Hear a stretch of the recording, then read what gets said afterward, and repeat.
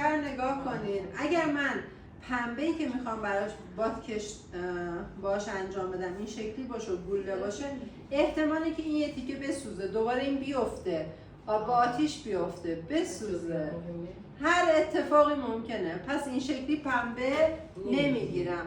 پنبه یک نواخت که یه تیکه باشه. اینو قشنگ نازش میکنم، جمعش میکنم. خب من الکل 96 استفاده میکنم، خب ولی مقدارش خیلی کم. اضافهشو باید بچلونم.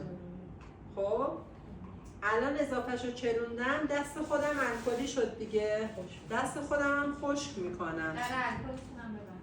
در الکل رو میبندم و از خودم الکل رو دور میکنم.